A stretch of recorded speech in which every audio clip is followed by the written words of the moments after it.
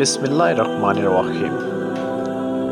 ایک نیک بادشاہ کے دور میں کسی فحاشہ عورت نے 4 جگہ شادی رچائی ہوئی تھی۔ ایک سے خرچہ پانی لیتی اور کچھ وقت گزارتی، پھر میکے جانے کے بہانے دوسری جگہ مال بٹورنے پہنچ جاتی۔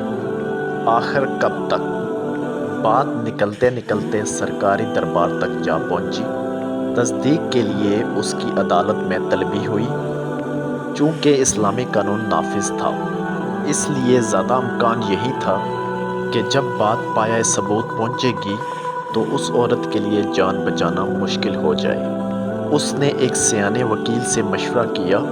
وکیل نے کہا، جان تو بچ سکتی ہے مگر فیس بھاری لگے گی۔ عورت نے کہا، تم فیس کی پرواہ نہ کرو، جان ہے تو جہان ہے، زندہ رہی تو پھر بھی کما لوں گی۔ لہٰذا سارا زیور اور جمع پونجی لا کر وکیل کو دے دی۔ وکیل نے کہا کہ عدالت میں یوں کہنا ہے کہ میں جامع مسجد کے پاس سے جمعے کے روز گزر رہی تھی تو خطیب صاحب کہہ رہے تھے، اسلام میں 4 شادیوں کی اجازت ہے۔ چلتے چلتے میں بس اتنی ہی بات سن سکی تھی، تب میں نے اسلام کے اس حکم پر عمل کرنا شروع کر دیا۔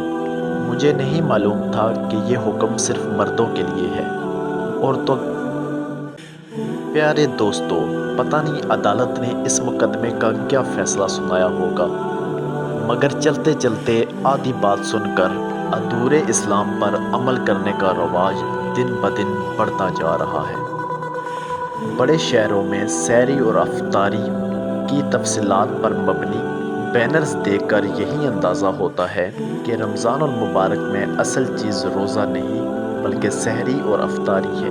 ادھر سحری کا وقت ہوتا ہے تو لوگ بھیڑوں کی طرح سحری کرنے چل پڑتے ہیں، اور ادھر افطاری کا وقت ہوتا ہے تو بے صبروں کی طرح کھانے پینے پر ٹوٹ پڑتے ہیں۔ کہنے کا مطلب یہ ہے کہ ہم دین اسلام سے دوری اختیار کرتے ہوئے اپنی حرص اور طمع کے مریض بن چکے ہیں۔ اگر کھانے پینے کی کوئی بھی اشیاء اٹھا کر دیکھ لیں تو شاید ہی کوئی ایسی چیز ہوگی جو خالص ہو۔ اگر مجھ سے پوچھو تو میرے نزدیک موجودہ زمانے میں اگر ابھی بھی آپ کو کوئی چیز خالص مل سکتی ہے، وہ صرف والدین کا اپنے بچوں سے پیار ہے اور کچھ نہیں۔ اللہ پاک سے دعا کرتے ہیں کہ اللہ تعالیٰ ہمارے حال پر رحم فرمائے، ہمیں دین اسلام کے احکامات پر عمل کرنے کی توفیق عطا فرمائے۔